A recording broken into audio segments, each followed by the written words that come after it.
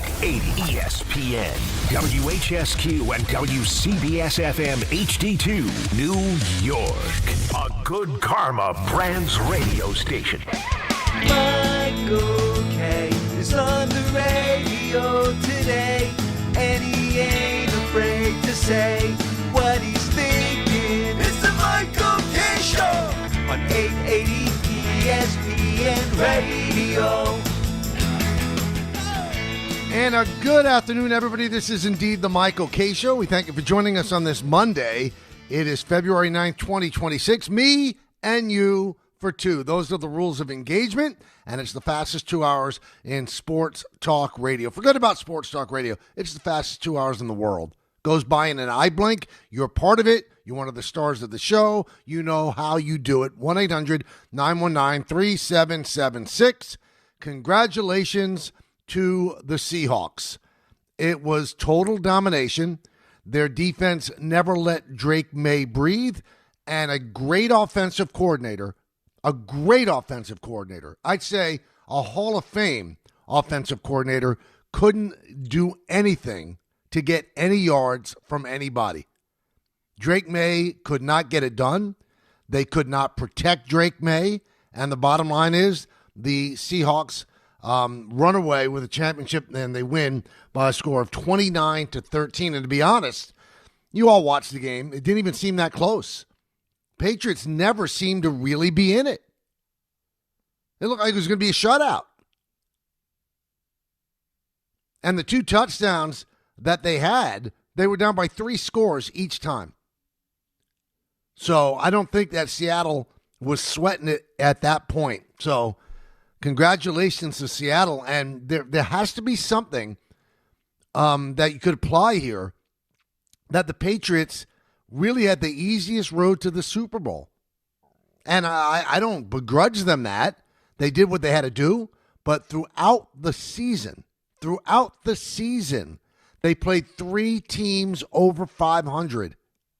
Think about that. 10 of the teams that they played fired their head coaches. One of the teams that they played, the Jets, had traded away their 2 best defensive players by the time they traded them, and some might think they should be fired their coach. So that would have been 11. And they did what they had to do. They beat up on those teams. And then the path to the Super Bowl opened up by the people that were in front of them. With Bo Nix going down, there you had it. The yellow brick road right to Santa Clara. You got to tell me, you got to convince me that if Bo Nix was playing, that Denver would not have given Seattle a better game than New England did yesterday. And for those that were saying, well, Drake Maye should have won the MVP. Well, first of all, he didn't. Matthew Stafford did, but he won by 1 vote. 1 vote. And think about it. Drake Maye couldn't do anything against that Seahawk defense. Stafford did plenty. Shredded them. Now, I'm not saying that's how you decide an MVP, but let's be honest. After what we've seen and what we saw in this game, you don't think that Matthew Stafford's the MVP over Drake Maye? Look at the schedule that the LA Rams played. Look at the schedule that New England played. I'm sorry. Drake Maye did not look good throughout the playoffs. He was sacked 21 times in 4 games. 6 times yesterday. Turned the ball over 3 times. Can't win a Super Bowl that way. I'm very curious. I wonder how you all feel about this. What's going to happen next year when they play a tougher schedule? And we all say, well, congratulations to Vrabel. Or as Tiffany Haddish would say, verbal. You know, he was coach of the year, whatever the case may be. Maybe everything lined up perfectly. They spent well in free agency. Drake Maye, his second year of maturation. But did Drake Maye, and I'm going to say this too, which is not going to be popular. Did Drake Maye or Sam Darnold, both yesterday, look like big-time quarterbacks? Did they look like big-time great quarterbacks where you're saying, you know what, they're in the top 10 of the league? Really, did they look that way? I mean, the old meme of Sam Darnold when he was at the Jets saying that he was seeing ghosts playing New England, Tell me Drake Maye didn't look like he was seeing ghosts. And I'm not taking anything away from Sam Darnold. It's one of the great stories that we'll see in sports. I mean, great stories. But he was a game manager yesterday. Kenneth Walker III won the game for them. Well, let me take that back. The defense won the game for them. Sam Darnold just didn't turn the ball over. But did he look great? No, he didn't look great. So I know it's a great story and we want to fit it into a nice little box. But would you say that Sam Darnold is one of the top 8 quarterbacks in the NFL? I wouldn't. I certainly even wouldn't say that about Drake Maye, and people would say, oh, you're crazy. Look at the year he had. I know. Look at the schedule that he played. When he played really good teams with better defenses, you know what? They got to him all the time. So New England has to improve its offensive line. They do. They have to improve their offensive line. You can't let a kid get shredded like that and constantly be under pressure. You just can't. And again, I could not be happier for Darnold. When I was doing the afternoon show with Don and Peter, Darnold was a weekly while he was a Jet quarterback. Couldn't have been nicer. He was as nice as Eli Manning was. And, you know, you're probably rolling your eyes. Of course they're nice. They're getting paid to be on. Yeah, we had guys that were paid to be on that were awful. Awful. It was the last thing they wanted to do was to be there. Landon Collins, check out some of his interviews if they're somewhere archived. It was brutal. First of all, he couldn't even waste the time to get to a good phone. We used to call him Landline Collins. And he got paid. Awful. Awful. We had coaches on that were awful, that were contractually obligated to do shows with us. So when people are gentlemen and they follow the rules of engagement, that's something to be said for that. And Sam Darnold was that. And he did not have a lot of stuff that happened that was good when he would go on the show. But he was there all the time. You know, our Christmas show, they're having an awful season, and he had to show up. That was one of the rules of the contract. You know, you come on every Monday, and, you know, and the one remote that we call when we do a show on the road a remote, you got to show up. So that was our Christmas show in Jersey. He was there. Eli Manning would call 5 minutes early all the time. Sam Darnold would call 5 minutes early all the time. Was a gentleman. Didn't have much to say. Wasn't a great interview. But wasn't a bad interview. At least he tried. You like to see good things happen to good people. But I'm not going to go over the top and go, wow, what a great quarterback. He's okay. He's mid. He's not as bad as we all thought when he was with the Jets. Minnesota would have been in the playoffs this year if they had him and not J.J. McCarthy. They decided to hold on to him, and they didn't. But was he great yesterday? No. And I know New England's a good defense, but he was not great. He made some pretty good throws and didn't turn the ball over. That's the key. But I'm not going to get caught up in the euphoria. Oh, my goodness.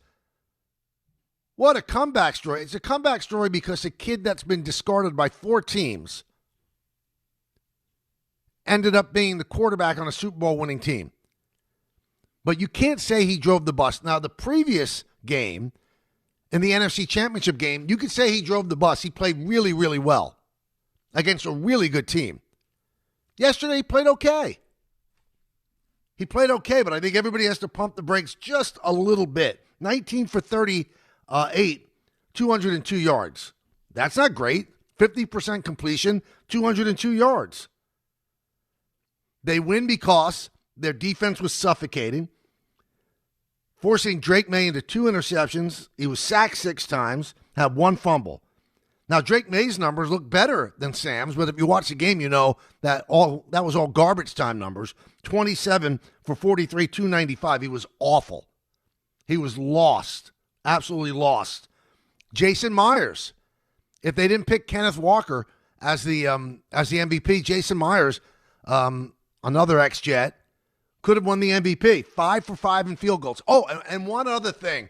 Maybe some of these coaches that are like addicted to crack when it comes to going for it on 4th down, maybe they should take a page from the Seattle team that when there are 3 points there, how about taking those 3 points, not going for it every single time on fourth down? How about taking the 3 points?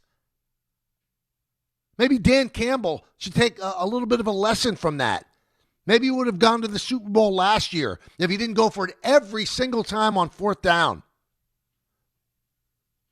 Maybe Sean Payton would have been playing in that game yesterday if he decided to get a field goal in the first half rather than go for a touchdown on fourth and goal. Maybe, just maybe. But a 38-year-old head coach has figured out, you know what, I'm going to take those 3 because I got a great defense, and I don't think that Drake Maye can score. So imagine, everybody, imagine if Sean Payton had said, you know what, there's going to be an unbelievable storm coming in the second half because everybody knows it. We've got great meteorologists that tell us what's going to happen, exactly when it's going to happen. Let me take these 3 points, and I don't think that Drake Maye is going to be able to score against me. And he would have won. So that's another lesson that came out of the Super Bowl. Take the 3. Take the points. Don't always go for it. Don't always go for it. Congratulations to 2 ex-Giants, Leonard Williams and Julian Love. Another bad move, by the way, by Joe Schoen, letting Julian Love go. Has he replaced him? He's continued to try to replace him, but has he? No, he hasn't. Got a pick yesterday, put them in position to get another field goal, and he's the Super Bowl champion. Another guy who didn't get much love, and I thought he was really big in this game because the Seattle defense is so good, Michael Dixon, the punter for Seattle. Punt after punt, just pinning the Patriots back in their own side of the field. Just brutal. He put them in such bad situations at the 2, at the 3. He was great. Now, it's going to be rare that you're going to get the accolades if you're a kicker or a punter, but Michael Dixon, take a look at what he did. He was that amazing. But it will come down when we look at this game over the years. Seattle's defense, the dark side, they won the Super Bowl. And if you could give an MVP to an entire unit, it was that unit that was the MVP. More so than Walker, more so than Jason Myers, more so than Michael Dixon. That's how good they were. Do you know that the Patriots had more punts, 5, than they had first downs in the first half? 4. They had 51 yards of offense in the first half. They were absolutely inept. So congratulations to Seattle. 1-800-919-3776. That's the number. Let's get you involved. We got a lot of stuff to do. A lot of people are saying now, hey, baseball season has started. Well, pitchers and catchers start on Wednesday, but they're all out there. You see Met camp, you see Yankee camp. All the players essentially are there. So the countdown begins for the Yankees. 44 days to opening day. That'll be in San Francisco against the Giants. Let's go to the phones. Oh, one other thing I wanted to say. You all listen to the show. I mean, if you're listening now, I would assume that you listen a lot, and I thank you for that. And I was outraged at the Hall of Fame voting that did not put Bill Belichick into the Hall of Fame on the first ballot. Outraged. Still am. And I said at the time that the Hall of Fame voting procedure and the people that vote have actually made Bill Belichick a sympathetic figure. But I hate to say this, but he's kind of a doofus. He really is. He can't be the sympathetic figure because he's so. I guess he's clueless. He was at the UConn, not the UConn. He was at the North Carolina Duke game at the Dean Dome. It was a great win by North Carolina. The only lead they had was on the last second three-pointer that won it.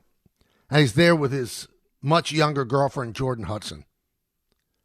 And she's wearing a T-shirt, very clearly wearing a T-shirt that says Orchids of Asia.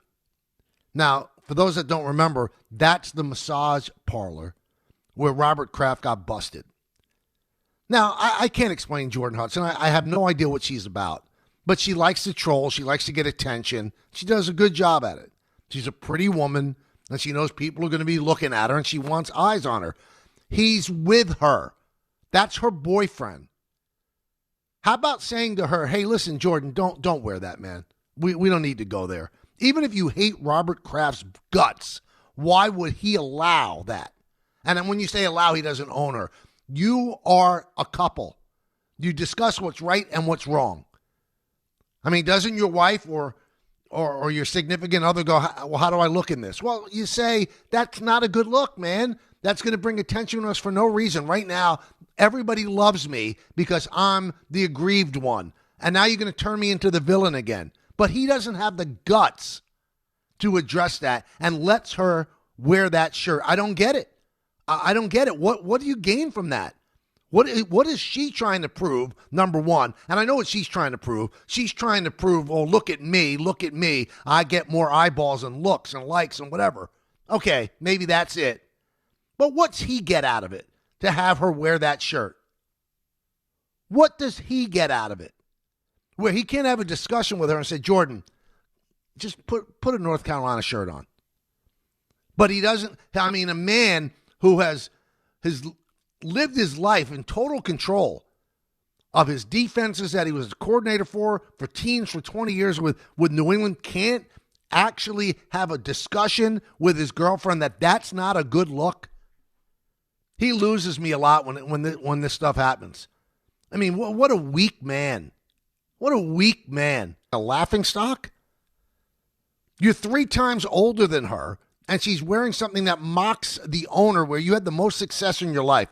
Make it make sense. Make it make sense. Let's go to the phones. We'll start up with our good buddy Ira in Staten Island. Ira. Hey, good afternoon, Michael. And my bad, I didn't get a chance to wish you happy birthday. So all Thank the best, you, my friend. No worries. Thank you. Many more to come. So yeah, the Belichick stuff. I'm not even going to go there. You hit it right on the head. As for both with the Hall of Fame and his personal life, but getting to the game yesterday, it's unfortunate that it was really a non-competitive game. I give the Seahawks a lot of credit. The Patriots, listen, you can't blame who's on your schedule. You have to win your games. But clearly they were outclassed yesterday. Seahawks were a much better team, and it came out that way. And, I tell you, it looked like there were 10 Darrelle Revises on the field yesterday on both sides. Even the Patriots secondary, they were just played so well. Oh, the kid, and the kid Gonzalez is just amazing. I think he's one of the best I've ever seen. Yes. As a matter of fact, he's in the Darrelle Revis conversation. He really is. That's the type of player he is. Yeah. And, as for Darnold, I'm glad the story came full circle. He got what he was striving for and made a career. But you're right. You look at both quarterbacks.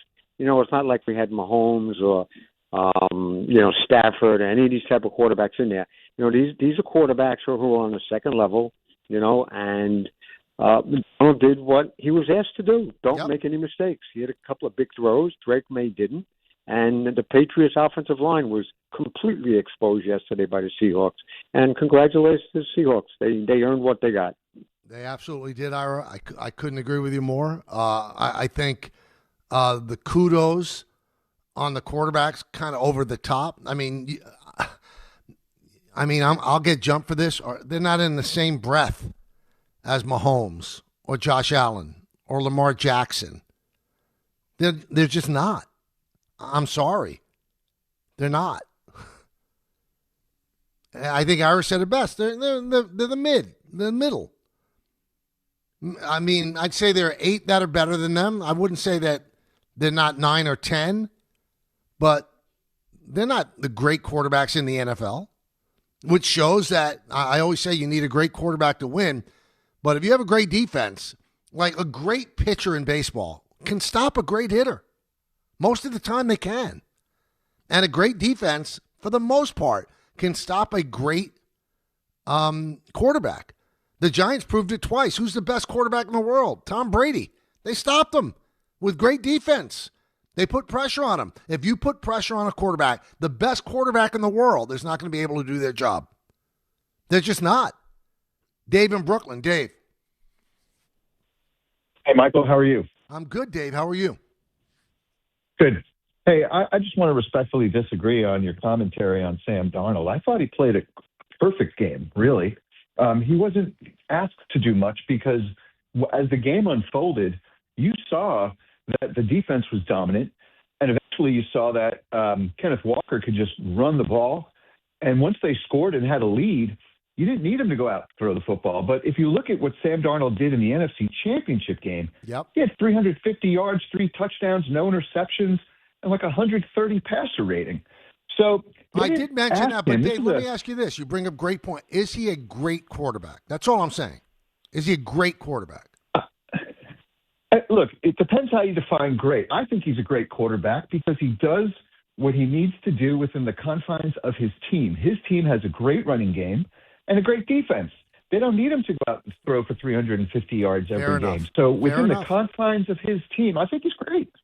Well, I mean, that I think that's where we separate just a little bit. I respect your opinion and the way you presented it. I don't think he's great. I think he's good.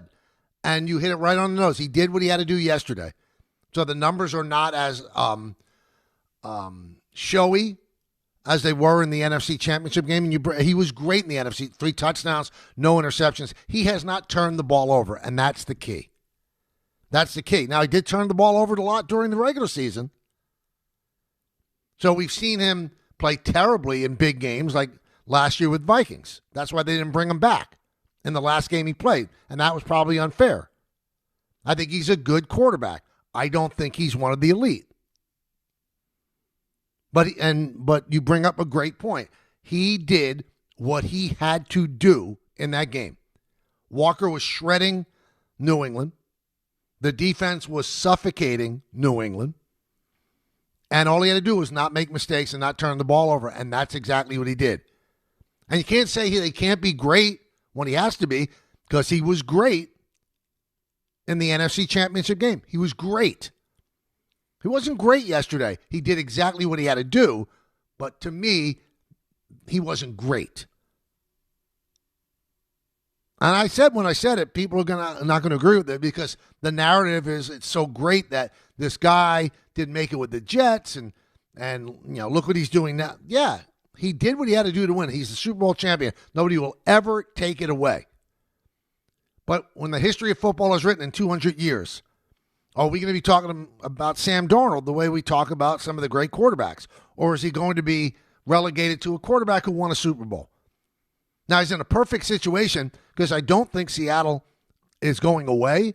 I think their defense is young and stout, and they have a great young head coach. So they could be back, and maybe he stacks Super Bowls, and then a couple of years from now, I'll be talking differently. And maybe I am being a little bit unfair because of the fact he did not have to do that much yesterday. He did what he had to do, which was don't mess up. Don't mess up. But how many times are great quarterbacks put into the situation of don't mess up? Patrick Mahomes ever put into a don't mess up situation? Lamar Jackson? Josh Allen? No, they're told to go win the game, but I have to be fair. He was told don't lose the game, and he didn't. And when he had to win the game in the NFC Championship game, he did just that. Now, I'm going to open up the book for you right now. We usually have Steve Young on at 1:30 on Monday. He was crazy busy yesterday. I know he's super booked today. I think we're going to have him. But if not, we'll continue to take your phone calls. I think we're going to have him next. We have not been able to nail it down. Hopefully we'll have him for his final appearance on the show this season. Again, he was on the field before the game yesterday as one of the Super Bowl MVPs. And he's been booked. He was on Rich Eisen a little bit earlier. I hope he'll be with us. If not, I continue the role with you. We got that Knicks Celtic game to talk about. A lot of stuff to hit on. So please do these 2 hours with me right here on ESPN New York. Monday with Don Hahn and Rosenberg. The Seahawks are Super Bowl champions. The Seahawks win Super Bowl 60. They are bringing the Lombardi back to the Northwest, and the party begins. What will it take for the Giants or Jets to get there? Plus, how confident are you in the Knicks after their win over the Celtics? Don Hahn and Rosenberg today at 3 on ESPN New York and streaming live on YouTube. At Uline, they know going the extra mile takes hard work. For companies pushing to go further, Uline will go the distance with you. 24/7, they answer the phone to get you the shipping and industrial supplies you need. Business can move fast. Unexpected large orders, adverse weather, new safety guidelines, and changing economic trends. Uline works hard keeping 41,000 items ready to ship, minimizing detours on your way to the extra mile. Visit uline.com. Guys, quick PSA, forgetting Valentine's Day flowers is not the move. Trust me, this is why I go to the Bouqs company every time. Bouqs delivers modern bouquets fresh to her door. Plus, with my code CANTY, you get 25% off. Bouqs flowers are cut fresh from the best farms in the world, so you get bigger, brighter blooms that last way longer. They've got incredible flowers, even roses grown on the side of a volcano. And the best part? Bouqs makes it easy. Pick the bouquet, the delivery date, and you're done. No last-minute panic. That's why Bouqs has over 50,000 five-star reviews. And listen, even if she says, don't get me anything, that doesn't mean no flowers. Flowers still score every time. Valentine's Day is February 14th, right after the big game, so don't fumble this. Order now. Go to Bouqs.com, use my promo code CANTY for 25% off. That's BOUQS.com, promo code CANTY. Bouqs, promo code CANTY. So, should we split the bill? But math is the worst. Not all math, because with New York Lottery's extra multiplier scratch-off games, you can multiply your winnings up to 200 times. Wait, multiply my winnings? Yeah, you take your winnings, then multiply those winnings up to 200 times. So all of my winnings times 200? Yeah, that. Oh. I've always said math's the best. Play for chances to multiply your winnings 30, 50, up to 200 times. Prizes up to $5 million.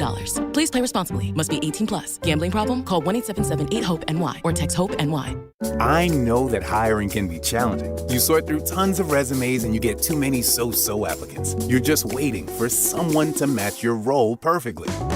Well, now, there's a place where you can meet them fast. ZipRecruiter.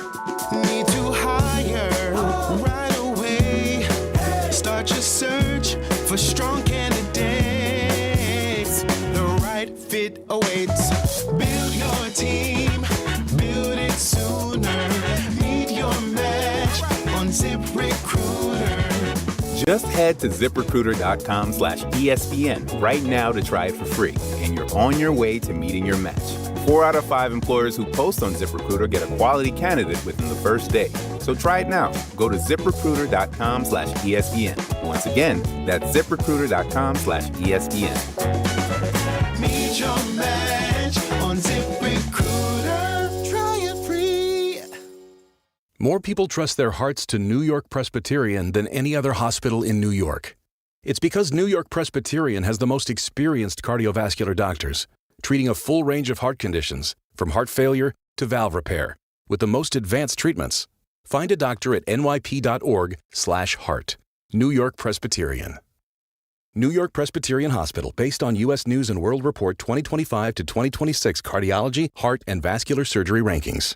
Out on the course, they're the PGA Tour's best players. But in the arena, they're prime time. And Season 2 of TGL presented by SoFi is back with lights, cameras, action. We're talking big moments, big personalities, big names in the stands, all on the big screen. Big-time matchups with shot clocks, hammer drops, timeouts, overtime, and playoffs. It's city versus city, squad versus squad. The sport just hits different under the lights. It's TGL presented by SoFi. Keep up. It's golf. Tune into every match. Only on ESPN. Do you read more about your team in the off-season than in the season? Does your game day outfit include a brown bag with eye holes? Then you may be a fan of a BST or bad sports team. Luckily, when you bundle your home and auto insurance with Progressive, you're protected, because seeing your painted face in the rearview mirror after a loss isn't just depressing. It's distracting. Visit Progressive.com today. Progressive Casualty Insurance Company, affiliates, and other insurers. Covered subject to policy terms. Not available in all states or situations. Mornings with DiPietro and Rothenberg. As I'm nice and toasty warm watching Dexter, you guys are out there weeping from the weather. I would think you'd look at me, man, he's a streaming hero. He's on season 7. You're burning through 2 seasons a week. A lot of people would let things get in the way, like family, work, you understand. responsibility. When I have a singular focus, anything in my way, right to the side. DiPietro and Rothenberg. Morning 6 to 10 on ESPN New York and streaming live on YouTube. Welcome back to the show. So Steve Young is going to join us at 2 o'clock. I told you he's got a lot of stuff to do, but he said, I can do 2. And I said, yeah, let's do it for sure. So I will keep you involved. 1-800-919-3776. Let's go to Joe in West Harrison. Joe, talk to me. Hey, Mike, good afternoon. Happy birthday. I forgot to tell you that. Hope it was a good birthday. Yes, it was great. Thanks. And now you brought up spring training. I was going to do a quick shout out if I may, to my son's college teammate who's going to be the new first base coach for the New York Yankees, Danny Fiorito, which I'm sure you know already. Great kid, great family, great ball player. Him and my son had a lot of memories together. Just want to throw it out there if that's okay. I've heard great things about him. Dave Rothenberg, Danny worked with his son. Yeah, so obviously, yeah, he's a local kid made good. Exactly right. So getting to the Darnold thing, listen, as a Jet fan, I'm happy for the kid. Yes, he maintained the game, but he's had great games. To go from seeing ghosts on the field to winning a Super Bowl, even though, yes, you could call him maybe a little bit better version of Trent Dilfer with a great defense back then. I'm just happy for the kid, no question. It was a great game. We actually hit a couple boxes, so I'm very happy. And just want to say I hope everything's good. Hope to see you down at spring training this year, Mike, if that's possible. Love to run into you, buddy. That'd be great. Thank you, Joe.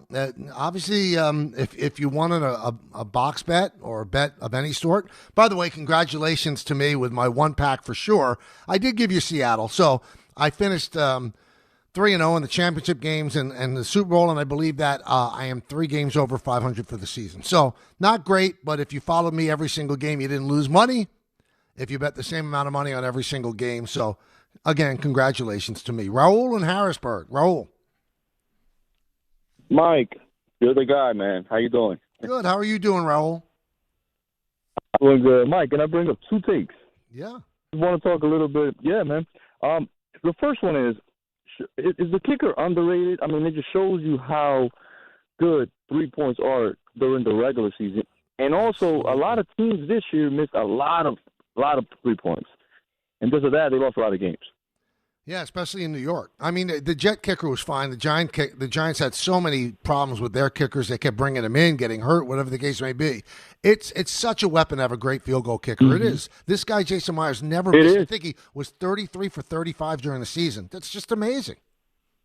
It's just amazing, Michael. Michael, and also all the critics about Bad Bunny. Can you believe that Super Bowl was world record breaking? Just want to bring that up. You know, it was good. He brought Lady Gaga in. The whole thing was amazing, you know. And I think it was a great Super Bowl, Mike. Seattle's defense was great. They showed what defense do, you know. And, you know, the quarterback didn't have to do a lot. You know, I think Walker is going to have a great future. And it was just a good Super Bowl, Mike. Thanks a lot, man. I don't think it was a great Super Bowl. I think it was kind of a boring Super Bowl. I mean, there just wasn't much there. And now we've had 2 Super Bowls in a row that haven't been good. Now, people keep saying they're never good. That's not true because we had a run of about 10 years where they were good all the time. And all the Patriots Super Bowls were really close. The wins and the losses. For the most part, they were really close, thrilling, exhilarating Super Bowls. So for a long run there, every Super Bowl was great. Last year wasn't good when the Eagles won. It was good for Eagle fans. And this one wasn't good. Also reported on NBC that Jody Allen, who owns the Seahawks, she's been running it since her brother Paul Allen passed away. It's going to be sold, and the Seahawks are going to get, like, according to Mike Florio, like $9 to $11 billion for the Seahawks, which is kind of strange because the Giants sold 10% of their team, the Giants, to Julia Koch for $1 billion, which means that their team's worth $10 billion. How could the Seahawks be worth $11 billion and the Giants are worth $10 billion? So I think if the whole Giant team was put up, it would make much more money than 10 or 11. Whatever the Seahawks go for, you think the Giants are worth more. Let's go to Will in Sacramento. Will. Hey, how's it going, Mike? I'm good. How are you? I'm good, man. I'm good. Yeah, your previous caller touched on it a little bit about the Bad Bunny stuff. So I work security at Levi. I was there. I was on the ground yesterday. I'm originally from the Bronx. I'm Puerto Rican. So this was an extremely, historic thing to take place, to see Spanish being spoken at the Super Bowl. The show was amazing. The vibe in the stadium prior to the show, halftime, you could literally feel the anticipation building. Everyone was excited. It was a very diverse crowd. Everyone had their phones out. It was amazing. I can't really put it into words. It was just one of the greatest things I've seen. Well, I thank you for, you're being, boots on the ground and telling us how it was. Yeah, I don't want to get into the whole thing because we talked so much about it on Friday, but there were no messages of hate. There were no messages of anti-American anything. And in fact, it was a unifying performance from what I could tell. I sat there and I was kind of like mesmerized by the spectacle of it. I didn't know what he was saying. Obviously, he did the entire show in Spanish, but he had Lady Gaga there. He had Ricky Martin there. And it was almost like a movie that played out. Usually they're confined to a stage or whatever, and this guy made it a movie. And to do that in real time, live, you can't. No, they don't do movies live, and he did a movie live in front of 130 million people that watched. They don't have the ratings for the Super Bowl yet, but they said the ratings for the halftime show was 130. That might even be more than the Super Bowl. But if you came into it with the feeling that it wasn't right, that he wasn't speaking English, and that shouldn't be, then you hated it. And if you came in with an open mind, visually it was spectacular. And again, I'm not sure, what he was singing about. I looked at some of the translations, and it seemed like messages of love and stuff like that. I'm just glad. We need more unification than splitting apart. Seems like the country is splitting apart in some ways. And he could have gone another way. So could Green Day have gone another way. And they've both been very vocal being anti the present administration. And they didn't do that. Joe Armstrong didn't do that, Green Day, when they performed right before the game. And Bad Bunny didn't do it either. So kudos to them, not turning it into a hateful thing and really being more about the joy of music than anything else. Let's go to Mike in Plattsburgh. Mike. Hey, Mike. How you doing today? Good. How are you, Mike? Good. I want to talk, but just touching up on that Bad Bunny thing. If you watch the very end of that, when they were rushing him out, I've never seen that before. The guy on the right-hand side with the suit and tie, the security guy, he had a look of bewilderment on his face. Like, why were they rushing him out like that? But yeah, it was a weird look, but nothing has been reported that there was something untoward going. But I guess security was very high. Yeah, I know that. So now back to the Super Bowl. Drake Maye, every time they showed a close-up on his face, he looked bewildered, lost, like he thinking like he shouldn't have even been in there because he had no answer for what was going on. And that was amazing, dude. That defense was amazing. And the record amount of screen passes, I've never seen it in both. Is that a testament to the defenses? You tell me that, bro. You're the professional. Between 1 and 3, time stands still for me here because you're the greatest. Mike. I appreciate it. Listen, he couldn't do anything because he didn't have time. He was sacked 6 times. Now, how many are on him? How many on the offensive line? Not sure. As the coaches say, you have to look at the tape. I'm sure that they will articulate it better, but he was sacked 6 times, and he was under pressure a lot, too, when he wasn't sacked. So this is a guy that in the Denver game is sitting next to Josh McDaniels and said, this is really hard. He's a kid. Think about what you were doing at 23. He's the second youngest quarterback in the history of the Super Bowl. Only Dan Marino played in the Super Bowl younger.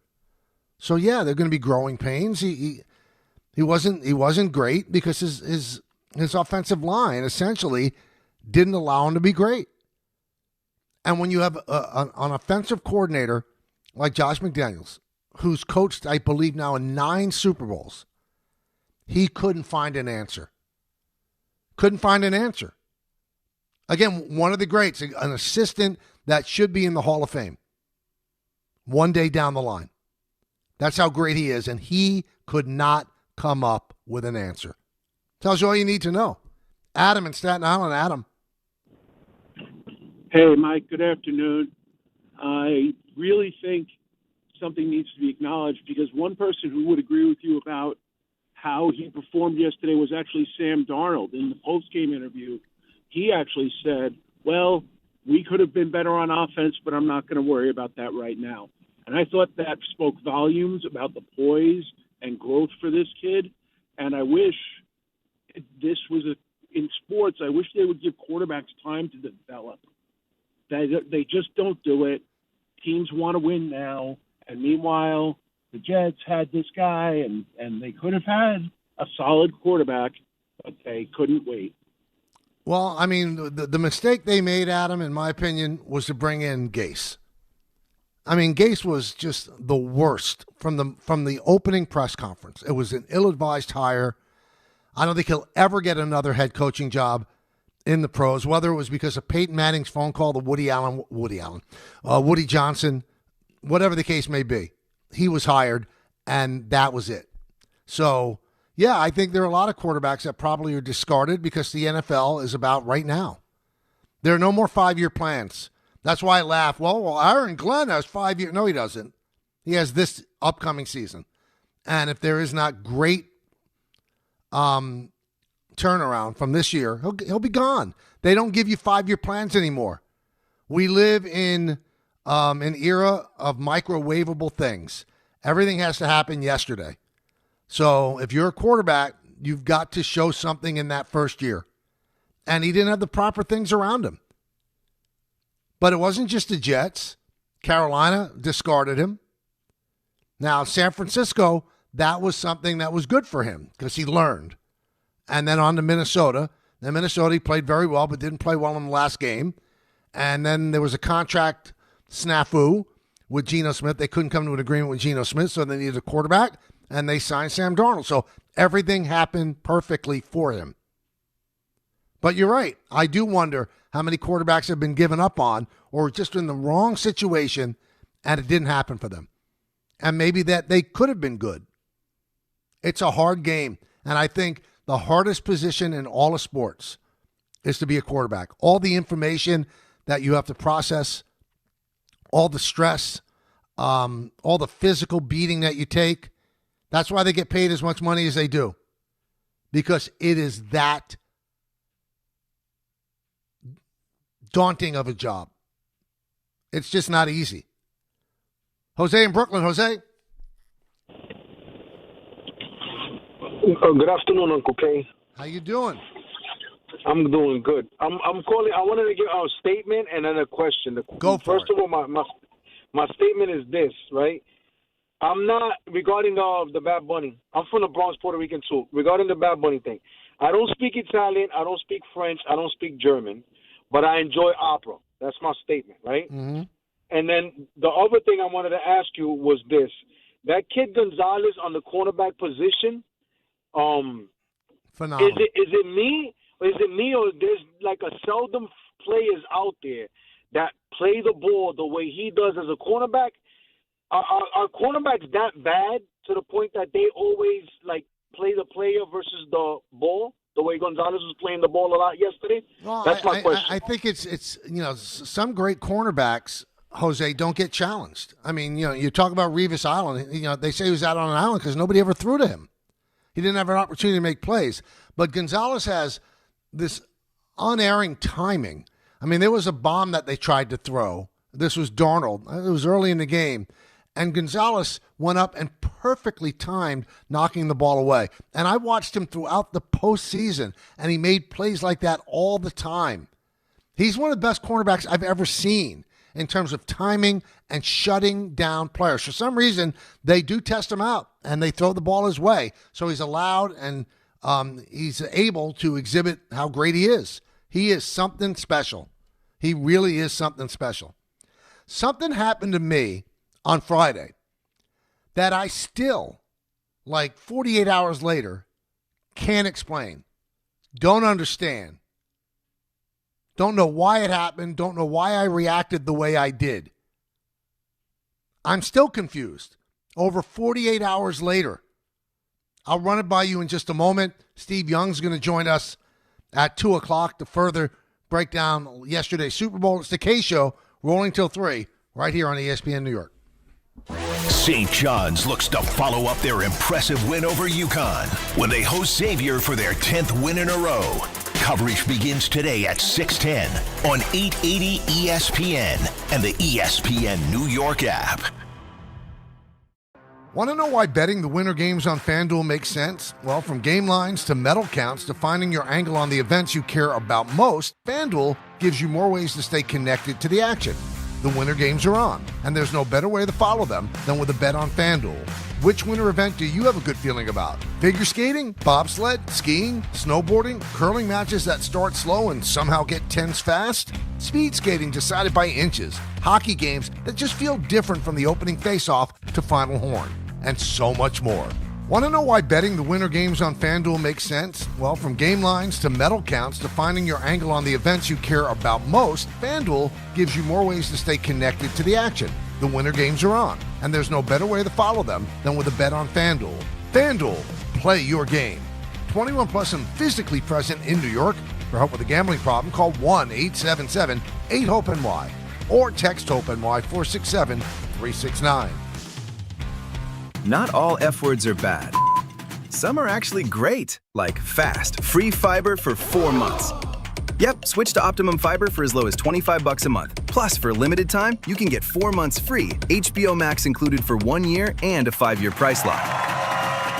Don't wait, this free fiber deal won't last long, and the fastest, most reliable, most consistent internet speeds await you.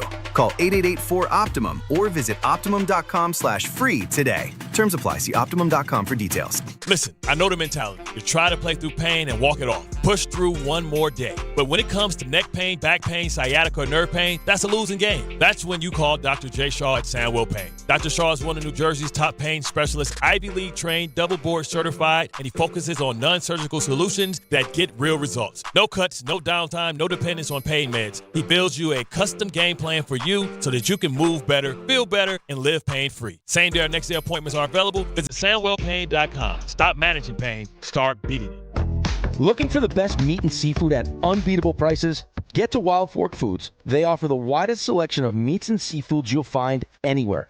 Everything is blast frozen to lock in flavor and nutrients. From beef and poultry to seafood, pork, and even exotic and game meats, you'll get the best value for your buck. Visit one of their 7 locations across Long Island and New Jersey, or order online for same-day delivery at wildforkfoods.com. Wild Fork Foods, your neighborhood's meat and seafood market. If you've been injured on a construction site, then you need a lawyer who knows New York's unique labor laws. At the Parisman Firm, they have decades of experience handling construction accident cases and a proven track record of delivering huge results. Their team has already recovered nearly $1 billion for hardworking New Yorkers. From scaffold accidents to slip and falls and equipment failures, they've got your back. Call the Parisman Firm now at 718-WORKERS. That's right, 718-WORKERS, because your case is their cause. Get the justice you deserve today. Smalls here. Life is full of choices, some big, some small. And when you choose an H&R Block Tax Pro, you're choosing the largest network of tax expertise to be in your corner. For when your big ambitions need help with the small details. For when your 6 figures come from 6 different places. For when your gaming stream becomes your revenue stream. For when your business's year 1 needs 70 years of tax know-how. At H&R Block, they've seen it all. And they're here to help you make the most out of your money for life outside the box. Rich Eisen here. For small businesses, every hire counts, and so does your time. Hiring can quickly become overwhelming, from sorting applications to figuring out who's truly qualified. That's where LinkedIn Hiring Pro helps. It streamlines the process so you can focus on connecting with the right candidates, not managing the noise. Hire right the first time. Post your job and get $100 off towards your job post at linkedin.com/Eisen. That's linkedin.com/Eisen. Terms and conditions apply.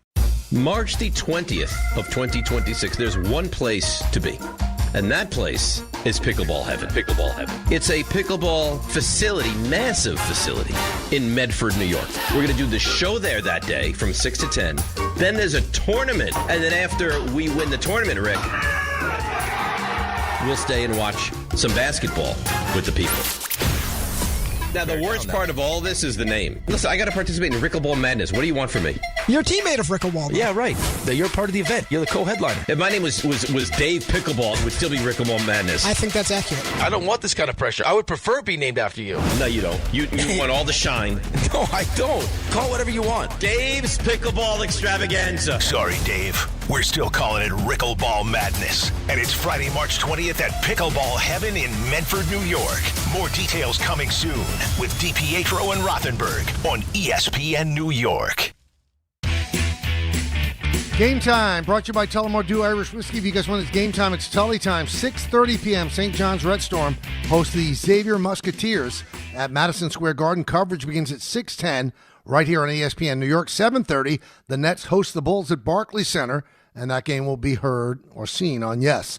Tullamore Dew, the original triple distilled, triple blended, triple cask matured Irish whiskey. Be sure to grab a Tullamore Dew. Try the new Tullamore Dew Honey during today's action. Glass up to enjoying Tullamore Dew responsibly. We just talked about Adam Gase, and Ian Rappaport reporting that Adam Gase has been hired by the Chargers as a passing game assistant. So, got an assistant's job.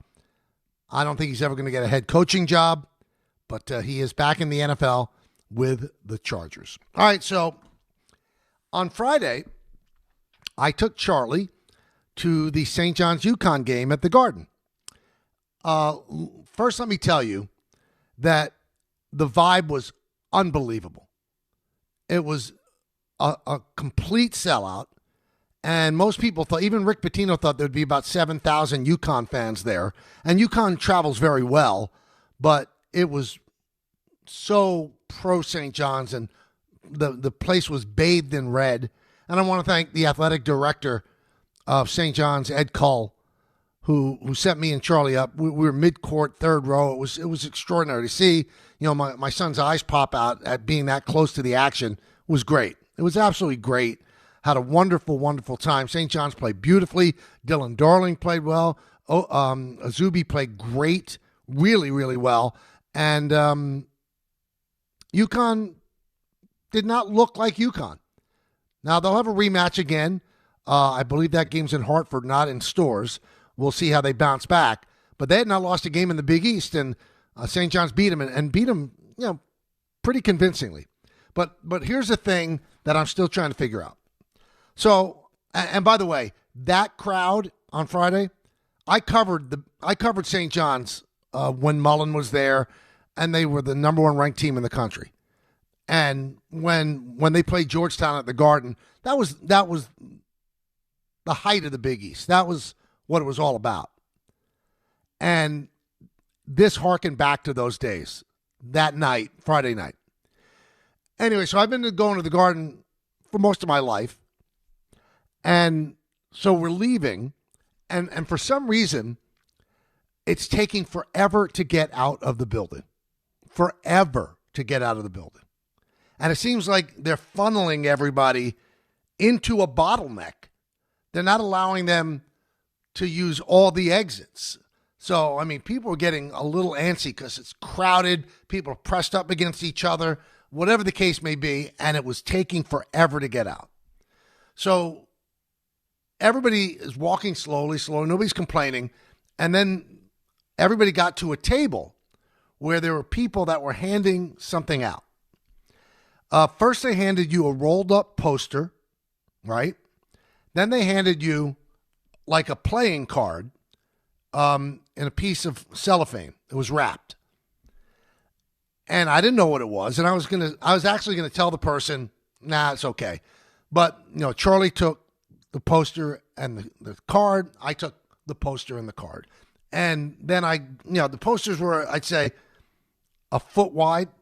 So it wasn't that unmanageable. And I took both posters and I put them in my coat. And I put the cards in my pocket.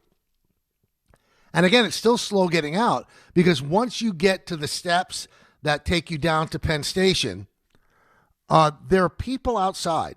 And I still don't understand it. There are people outside waving $100 bills. So I get up to one of them, and the guy goes, "I give you $200 for the poster." I go, "What?" So then my mind goes, if this guy in the street is willing to give me $200, it must be worth way more than that. So I go, no, that I'm good. And he goes, $300. He weighs three $100 bills at me. And now I'm thinking, even if it's worth more than that, what's the likelihood that I'm going to sell it? And then Charlie gives me a look and says, nah, don't.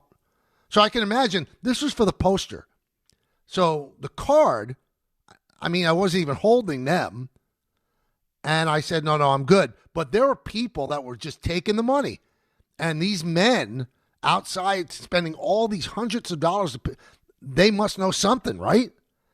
And they're putting the posters in bags and they're handing it off to somebody, and somebody's running with the poster somewhere. So I put them in the kitchen when we got home, didn't think about it. And right before the show, Charlie goes online and he finds the card that they handed out. There's not the poster.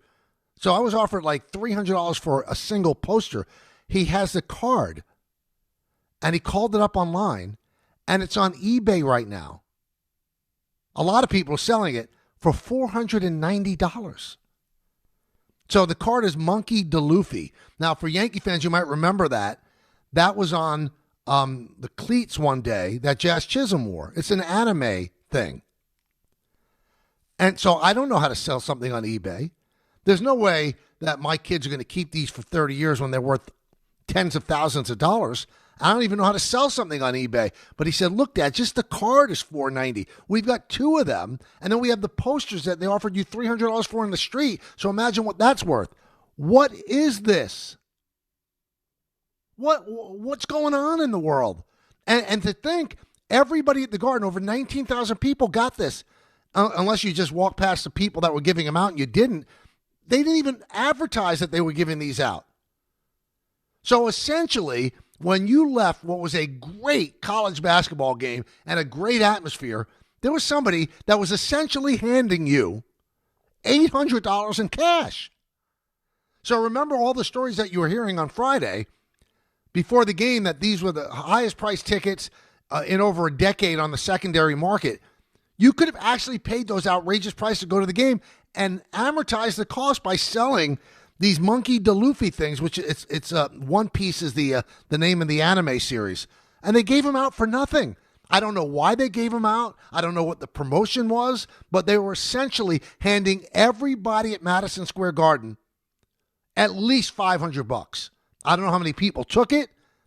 And for those that didn't take it, let me just tell you, by the research of my son, my 11-year-old, right now that card in that package is going for $490 on eBay. What an incredible world we live in.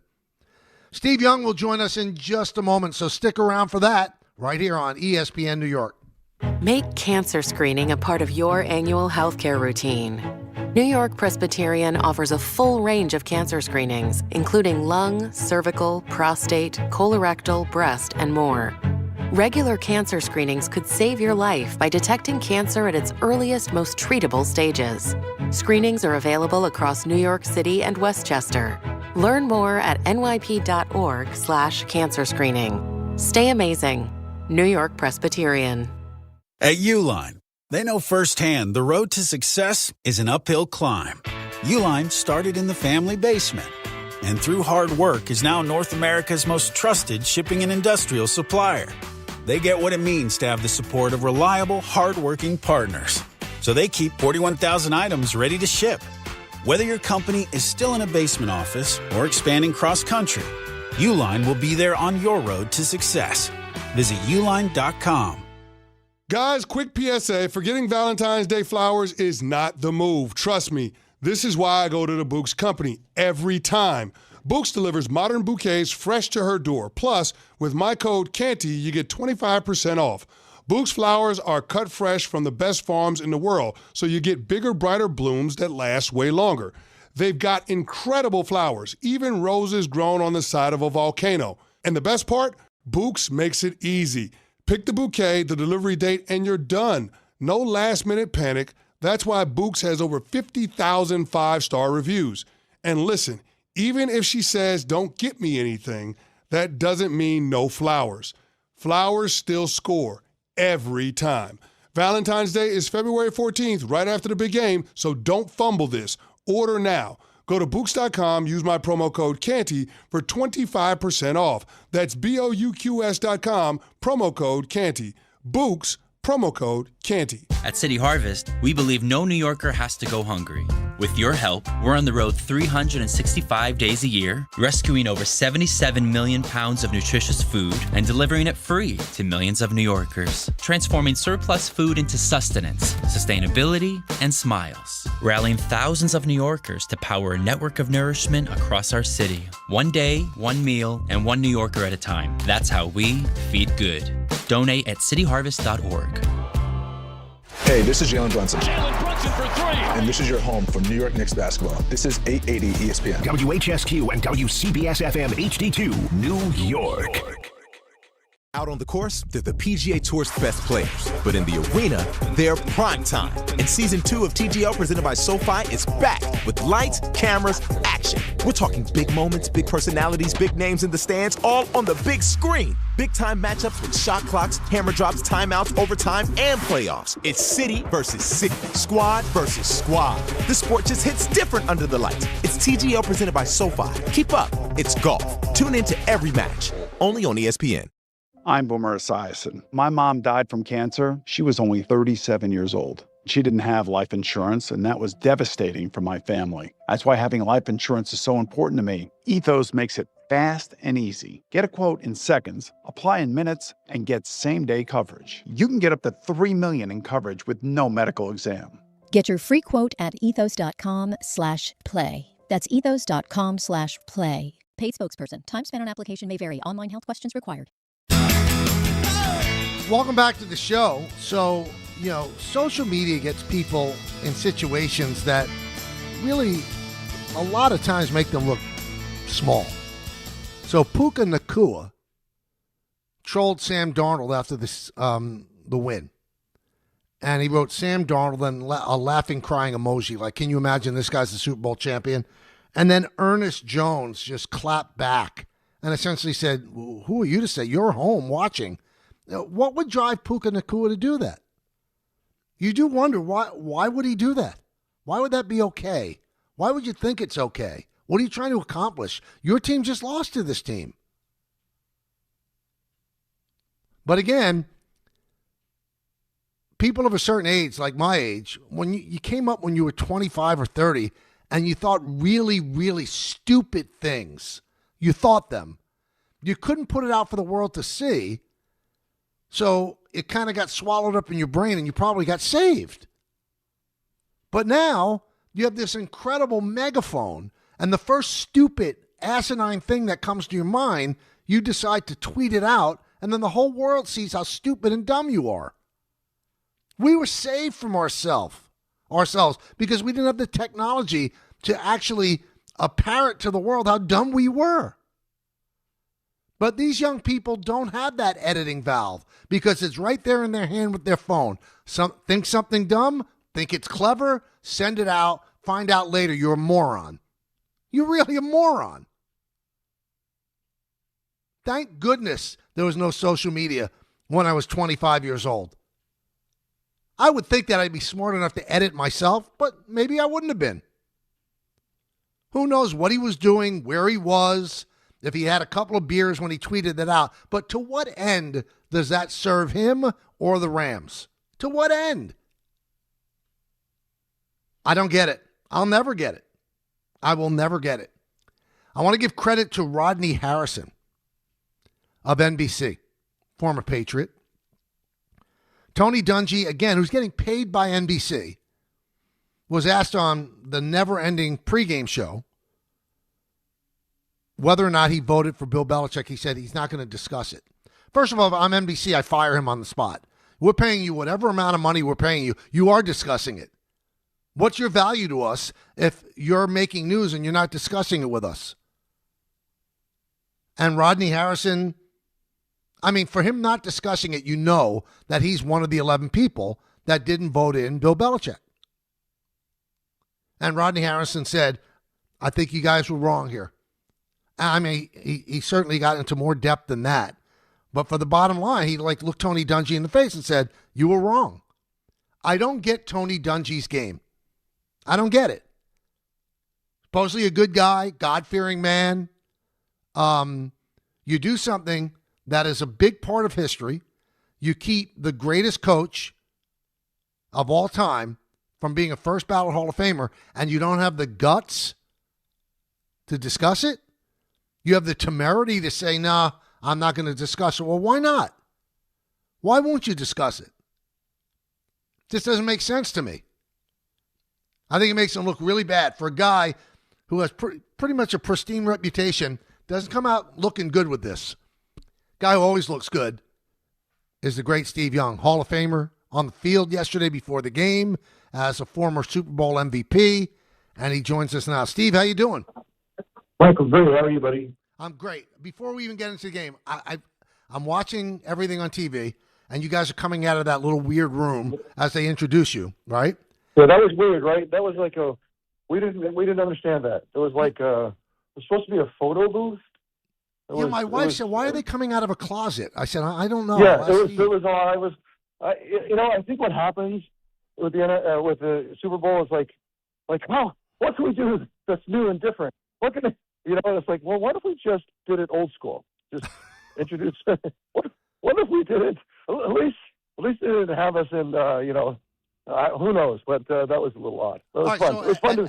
The best part of it, honestly, the best part of it is before, when you're hanging around the room. Just right, and that's what I wanted to ask you about. So you've got these people that none of us can appreciate the greatness that you people had in your career, and you're all sitting together. So you're one of ones. What do you talk about? Do you talk about football? Do you rag on the present state of the game? Do you brag on what you guys used to be? What goes on in that room?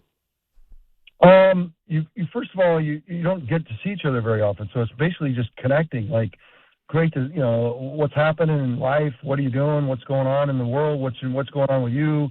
And it's more personal. It's not like commercial stuff. It's like and then it's we get chopping it up around the league today. Coaches that we had.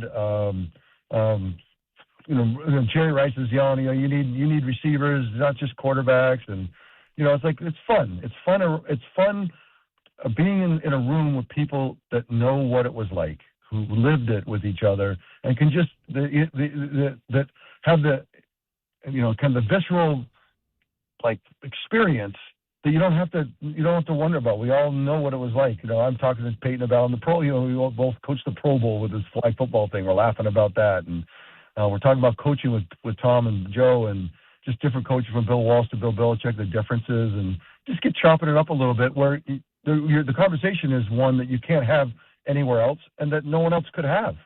And I think that's fun. I think anytime I'm in that spot, it is really, cathartic. It's like a therapy. You know what I mean? Like, you just don't get a chance to have that kind of peace in a way, right? It's like I don't have to worry.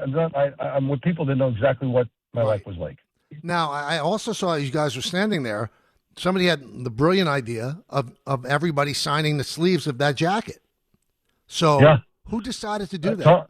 Tom, I was a little bit late, and by the time I was there, I think it was Tom. I want to say it was Tom said we should sign it, and then everyone started laying them out and signing them, which is great. What a difference! I mean, what a keepsake for all of us, right? Oh my God! I mean, it's just and so you did see that they were signed. Yeah, everyone signed them. That was his idea. It wasn't intended. Just an idea. All right, so all of you guys are sitting in that room, and again, the best of the best. But is there one person that rises above everybody else that actually the great ones look at as even greater than them? Well, it's the way the world looks at it, right? Because on the jacket, it's the Super Bowl MVPs, and they list them. You know what I mean? And you see Tom's jacket, and it's like dripping with stuff, And so it's like we all wrote in the book as much as we could write and as fast as we could write, right? And we all got the pen taken away from us too fast. Like, we want it back. I mean, I think all of us, even in the rooms yesterday, is like, give me the pen back, man. I want to write some more. Right. And so, but we all recognize that we all had that. You had limitations to how much you can write, and then Tom wrote the most, Joe wrote the rest. Like, we get that, and so it's like you just have to. It's not a thing. Like, you don't really. It doesn't cause you any grief. That's just a fact of, the book that the NFL. I use it as a metaphor, of course, but the book that you have that you write in, everyone everyone never writes as much as they want to, and so I think there's always a desire for anybody. And so if you think about a pecking order or anything, that's not the brotherhood that we had going yesterday. That's not the feel of it. Now, while you're standing out there as Green Day is performing, I'm thinking, do they feel weird just standing there as the band is performing? Did you feel weird? It's a Super Bowl. The whole thing is weird. Like, it's like we didn't know what like they kept saying in the room. Hey, you walk here, watch this, then come out of the booth, and then walk there, and we're like, bro, you can tell us 1,000 times we don't know what you're talking about, until you get out there. And so luckily it was pretty simple moves. But yeah, I think it's all presentation, right? It's all choreography. It's all trying to make a scene, But luckily, Green Day is a Bay Area, these guys are 49, you're talking about 49ers. And so when Joe and I and Tom are sitting there, Tom was born here and raised here. It's like, when we talk about Bay Area guys and the Green Day guys, we were hugging and laughing and so then by the time we got out there, there was, we were already gone through all the good, again, a brotherhood that was built just because of geography. We're all here, and so it's fun to be a part of a band that we all kind of associate with, kind of as local, local legends. Yeah, I'm sorry if it sounds like I'm fanboying, but I watch you because we have a relationship from the show, and I have such admiration for you, and I'm watching you just standing there, and I'm thinking, what is he thinking right now? Are you thinking, wow, what a great life I've had? I mean, is it anything that corny? Do you take it all in like that? That's interesting. I'm working hard. That's actually, we don't have time to handle all this, but I'm in a place in my life where I'm actually trying, I say be present and be more my whole life was about getting stuff done and climbing mountains and accomplishing and really not spending a lot of time kind of taking it all in. And so I found myself a little bit yesterday taking in the whole thing. Is this is really cool. Even the conversations in the back, a little more just peace and presence. And I loved it. I loved that part of it. I didn't feel weird because I'm I'm with guys that I respect and revere, and I also love Green Day. I was like, it's fine. It was all fine. All I'm thinking about is, where's my wife? Did she get through all the security? Is she okay? And she was stuck. She missed the whole thing because she was stuck somewhere in the bowels of the stadium. So, it's just dumb stuff like that you're thinking about. All right, one final thing, and we always joke about this, the relationship with you and Joe Montana. Is it good? Is it bad? Is it awkward? What is it? Okay, it's like it always is. When we're together, it's fine. It's fine. We never argued. We never fought. I never once. We laughed a lot. We've been in the quarterback room for years. But it was always awkward. Always. It was never not awkward. And so when we're together, it's fine. But it's a little awkward, right? It's just the nature of what it's the reality of the NFL. There's one quarterback on the field. Everyone wants to be that guy. There's the all the parts of it that go with it, and then there's also the human parts. It's look, there's realities to it.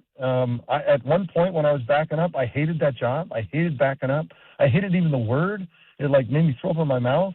But then a guy told me one day, hey, it was a mentor of mine. He says, look, if there's a job that you want, then the only way you're going to get is to be the best in the world at the job you got. And it really humbled. I decided, here I am. I'm going to try to be the best backup quarterback that ever lived. And really, it was an amazing change of perspective, and I was really grateful for it. So I think the two of us, he talks about it in his way, I talk about it in my way. When we're together, it's kind of like, old friends that are old awkward friends. That's how I would describe it. You know what, Steve? I actually feel sorry for both of you because it wasn't either of your fault. You both were put into a situation that wasn't optimum for either of you. Yeah. Well, Bill, later in his life, I had a long conversation with Bill Walsh about what he was thinking about. And, he said, look, I saw you lefty and a guy that can run around is that's a gift. And then he was the first one to tell me, you're lefty. I love it. You can run around. I love it. Everyone else was like, I hate it. I hate lefties. I hate running around. And so he was attracted. We were attracted to each other in some ways. And he said, I knew I'd get the best out of both of you. And we both want to punch him for that, but he was probably right, in a way. So life is life, and it's not a straight line. And you know, I'm really grateful. It was hard. So many parts of it are hard. I think Joe's probably got his own kind of feelings about it, and like, yeah, it was all of that. And it was. They've got the documentaries out right now. I haven't watched all 4. I saw the first episode. There's 4 episodes. I'm kind of, can't wait to see how they, because everybody looks for drama, right? That's what you're asked the question is like, how much drama can you give me? And it's like, yeah, the drama is kind of self-evident. You know what I mean? There's nothing more to it other than what is obvious, right? I got you. 29-13. What'd you think of the game? Was it all about the defense, or was just Drake Maye overwhelmed? It wasn't. Drake Maye looked a little hurt. Something's not right. They started talking about taking a shot to the shoulder. You could see that something else was on his mind, which happens when you're injured. So I'm not making an excuse, but I don't think it was the full measure of who he was. And he's a kid, so he's now seen it all. So his future is bright and ascending, like amazing. And now he's seen what it looks like. He's got the bitter pill, right, of losing a Super Bowl. So now he's got to figure out how to ascend from here. But I have nothing bad to say about Drake. He's in a great spot. He ran into a team in today's game. The teams get thrown together in free agency every summer. They have a couple weeks of training camp, and then they figure it out along the way. How good are we going to be? At Halloween, we were like, Seattle's pretty good. We're not really sure. And by Christmas, we're like, when I saw him play the 49ers January 4th, I was there. And I'm like, oh, wow, this is a smothering defense with 4 guys who can bring it. When you do that, Michael, you are in a pinch. You're in a vice. You cannot thrive. You can't. And the only people who can thrive are the best, which is what Matthew Stafford and the Rams are, so they can get some points on the board. I really thought it went chalk to me. I was like, I don't know how the Patriots can move the football. And it wasn't a knock on the Patriots, just that's how good the Seahawks are right now. And to have 1 first down at halftime was like, wasn't unreasonable for how I saw them coming since Christmas. Like, this is who they are. And I don't know how we're going to stop them in the future, because Sam's going to get better and better. He's now played quality football in the playoffs, has a Super Bowl ring. Like, Sam Darnold is going to be in the mix with the best. Like, quit talking about the Jets. Quit talking about the Carolina Panthers. He got the help he needed. He's going to be in the conversation as one of the best? Because yes, he's going to. What you don't think he can throw it around? He can run it. He's going to get more confident. He was a battered, scarred player, having to come from all the insecurity of it, and won 14 games a year ago with a new team. Now wins a Super Bowl with a brand new team out of nowhere. Like that you think, oh, that just happens? Like, I don't know why people have to. For some reason, when you failed somewhere because they suck at it, what the Jets and the Carolina Panthers at the time were terrible places for quarterbacks. Terrible. You're not going to get the help you need. And so now he comes and thrives and see how good he can get. It's like the 49ers with Jimmy Garoppolo. Like, you get to a place where you can see how good you are. Well, now you're in the Super Bowl. And I just think that Sam Darnold is a player that is going to get better and better. He made a lot of mistakes this year and still won 14 games. He's going to get better. And he's got Jackson Smith and Jigba. It's another 10 years. Sam Darnold should quarterback the Seahawks for another 10 years with Jackson Smith and Jigba, great runners and Walker, and a defense that's going to be awesome all the time. They're going to be brutal to beat. And if you think Sam's going to be the reason why they're weak, I think you're mistaken. All right, so his numbers yesterday were pedestrian, but do you think they were pedestrian because, McDonald said, listen, here's the story. Didn't you see that? Yeah, we got a great defense. Don't mess up. He's like, these guys can't even move the ball. So Clint Kubiak says, wait a second, let's not be too careful, but let's just make sure we don't. And they're almost too careful, because Jackson Smith and Jigba wasn't even a part of the game. The best player on the field wasn't even really part of the game because they could get away with it. And when it was 9-0, I'm like, bro, you guys got to watch out. You guys are setting up for trouble if you don't get. And when they went at 19-0, I was like, okay, that's fine. You did it. You finally put a ball in the end zone and ended it. But until then, they were smashing them, but we're so careful on offense that and that's just the nature of, a lot of teams will why take big risk? Why put the quarterback in a tough spot when we don't have to? And that's how it works. Wasn't it nice to see a coach actually take the 3 points and rather go for it on 4th down all the time? Yeah, how about that? But at some point, when it was 9 and it was going to 12, I'm like, hey, we might have to go for this on 4th and 5. We need to get in the end zone. But yes, I mean, Dan Campbell would have a Super Bowl in his pocket if he knew how to kick a field goal. You got to be smart. And you can say, we go for it. Okay, great. But there are times when the smart play is the smart play. All right, and, so you don't love these that. questions, but let me throw this at you. If you're building a team and you have the choice to build the best defense you could have or get the greatest quarterback you could have, which would you choose? In today's game, you have to the quarterback. Really? Because don't you think a great defense could stop a great quarterback? No. Not in this game. Not how wide open it is. In the past, yes. Before the rule changes, yes, absolutely. And you saw great defenses, the Ravens, and the different defense would come up and they would just smash people. I don't believe if Patrick Mahomes or Josh Allen got to the Seahawks that they'd be able to just smash them. I don't think that's the game today. And I think that if you have a quarterback, you have a chance.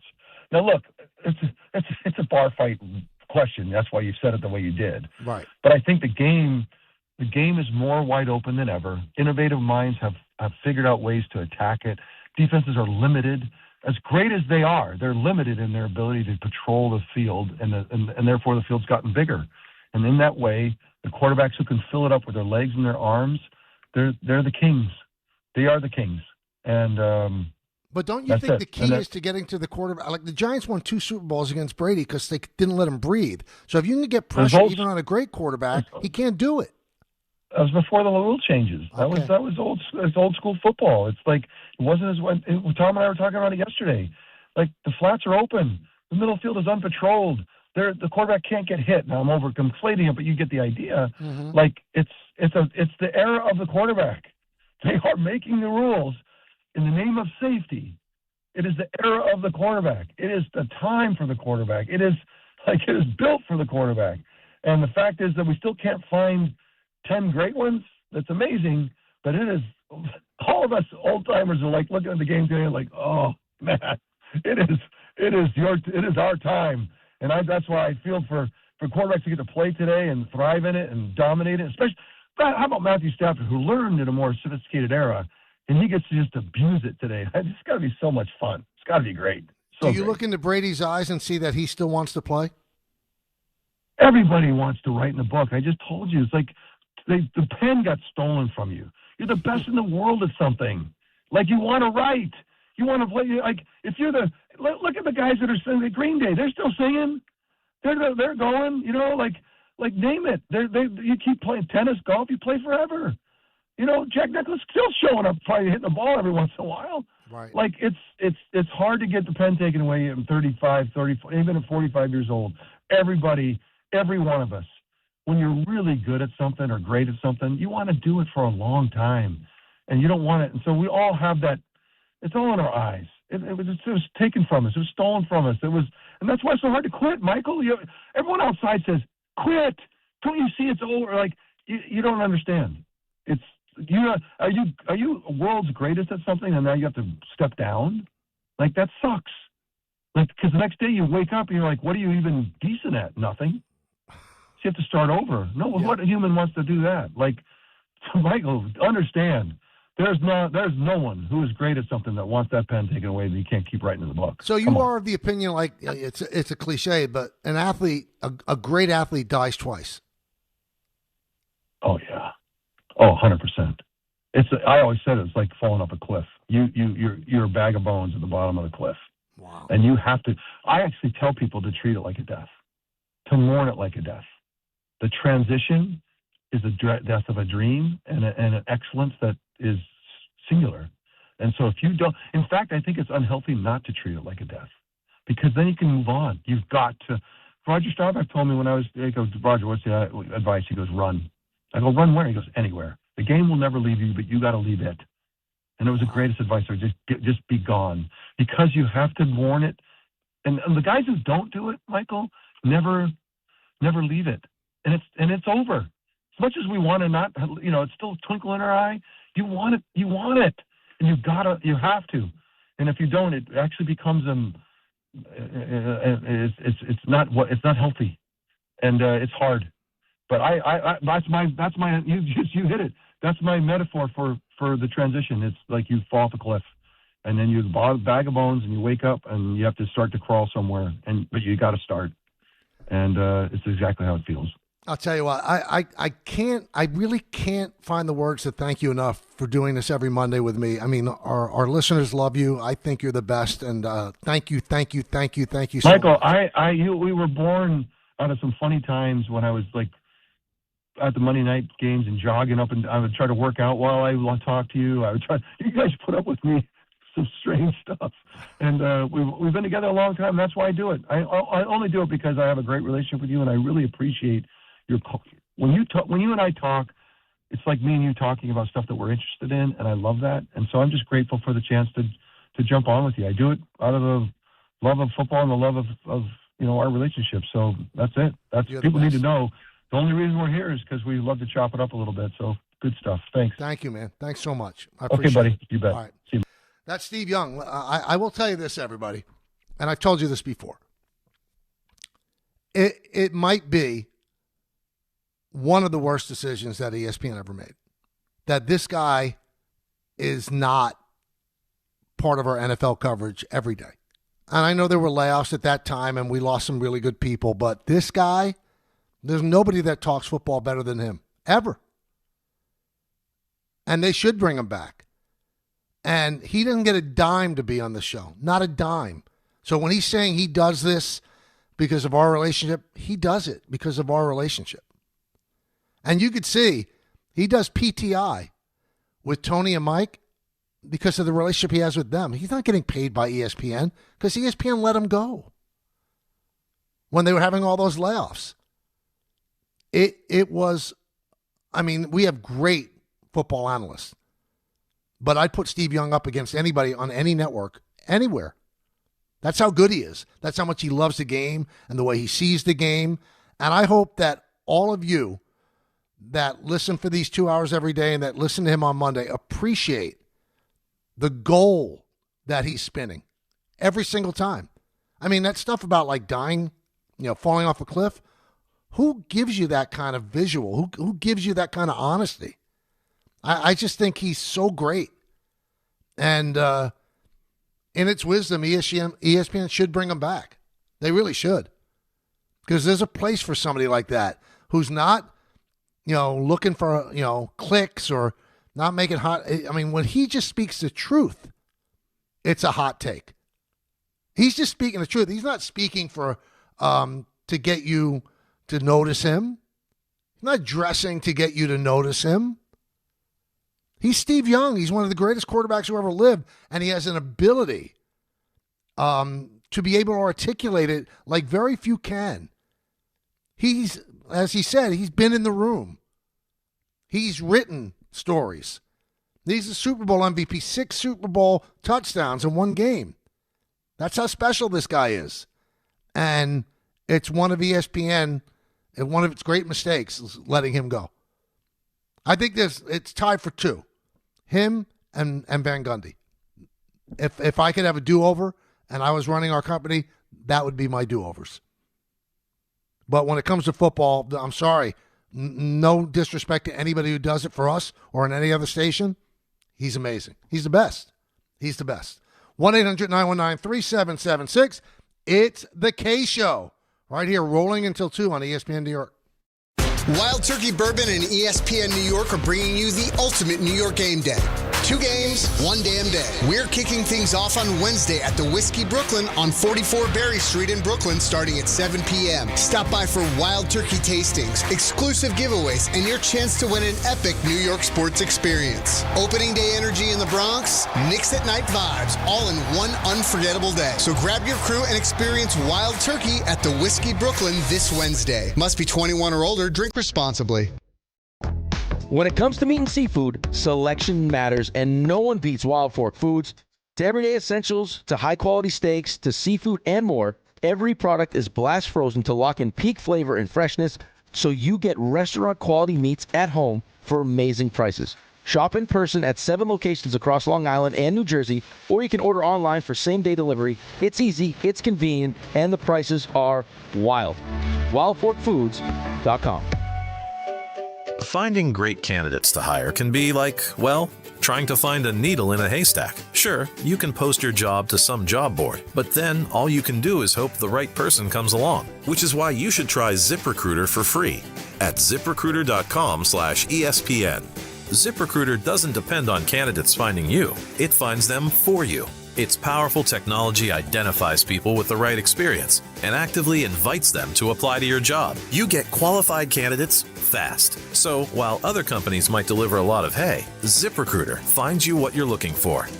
The needle in the haystack. See why 4 out of 5 employers who post a job on ZipRecruiter get a quality candidate within the first day. ZipRecruiter, the smartest way to hire. And right now, you can try ZipRecruiter for free. That's right, free at ZipRecruiter.com/ESPN. That's ZipRecruiter.com/ESPN. ZipRecruiter.com/ESPN. ZipRecruiter. Hey, New York and New Jersey, Boost Mobile has an unlimited talk, text, and data plan that's only $25 a month forever, meaning you'll only ever pay $25 a month for the rest of your life. Who wouldn't want unlimited wireless when it only costs $25 a month forever? If you don't, you must be one of those people who enjoy overpaying for their phone plan. $25 a month forever is truly as good as it gets, so go online and switch now at boostmobile.com. After 30 gigabytes, customers may experience slower speeds. Customers will pay $25 a month as long as they remain active on the Boost Mobile Unlimited plan. If you've been injured in an accident that wasn't your fault, then you need a lawyer who knows New York's unique personal injury and workers' compensation laws. At the Parisman Firm, they have decades of experience handling all types of accident cases and a proven track record of delivering huge results. Their team has already recovered nearly $1 billion for injured New Yorkers. From construction to car accidents and slips and falls, they've got you covered. Call the Parisman Firm now at 718-WORKERS, where your case is their cause. Get the justice you deserve today. So, should we split the bill? But math is the worst. Not all math, because with New York Lottery's extra multiplier scratch-off games, you can multiply your winnings up to 200 times. Wait, multiply my winnings? Yeah, you take your winnings, then multiply those winnings up to 200 times. So all of my winnings times 200? Yeah, that. Oh. I've always said math's the best. Play for chances to multiply your winnings 30, 50, up to 200 times. Prizes up to $5 million. Please play responsibly. Must be 18 plus. Gambling problem? Call 1-877-8-HOPE-NY or text HOPE-NY. Hey, it's Rich Eisen for Pella Windows and Doors. Sometimes teams take a timeout to regroup and call the right play. When it comes to your home, Pella Windows and Doors always has the winning game plan. They do it every day, and that's why your neighbors trust them. Visit Pella.com/Eisen today. Right now, Pella Windows and Doors of New Jersey is offering 25% off windows and doors and 0% APR for 24 months. Some restrictions may apply. See store for details. Offer ends February 28th, 2026. A SoFi personal loan is here to help you achieve something once thought impossible: overcoming high-interest credit card debt. Walk the tightrope of your finances with one low, fixed-rate monthly payment, no fees required, and as soon as the same-day funding. That's right, pull off your own debt-defying stunt with a SoFi personal loan. Visit SoFi.com/trick to learn more. Loans originated by SoFi Bank N.A. Member FDIC. Terms and conditions apply. NMLS 696891. Welcome back to the show, everybody. You had to like the Knicks game against the Celtics. They just dominated them in Boston, 111-89. Alvarado looked terrific with his 12 points. He had 2 steals, 6 deflections, 25 minutes, 5 of 12 shooting. He's going to be a gnat. That's G-N-A-T. He is going to be an irritant defensively. He's that sort of guy. Great pickup by the Knicks. What a disappointment on Friday. You know, you heard the show. I was so looking forward to, the litmus test of the Knicks against the Pistons, and they don't play OG. That's some kind of toe issue, and they don't play Towns. Now, the thing with Towns that it bothers me, now OG didn't play yesterday either, but Towns did. Now, if you could play at 1 o'clock in the afternoon on Sunday, then you could have played at 7:30 at night on Friday. What, it took them that long to find goggles for him to wear? It's like the NBA doesn't realize it's in the entertainment business, and they don't care about winning games during the season because 8 teams get really with the play-in games. 10 teams get in, so 20 of the 30 teams get in. Each game doesn't mean the same thing that it means to fans. I mean, that game was a blowout from the start. You don't have your a second best offensive player, you don't have your best defender, they're out. Could Karl Anthony Towns really not play? Could he really not play? Because he played on Sunday afternoon. What, less than 36 hours later, he suddenly miraculously had a cure? Now, he didn't play well yesterday, and then he got rid of the goggles in the fourth quarter. They're Amari's old goggles. But, I mean, there has to be some import on games. Detroit blew them out of the building. So what did we learn from that game? Nothing. Nothing. A game that was highly anticipated. We learned absolutely nothing from it. Nothing.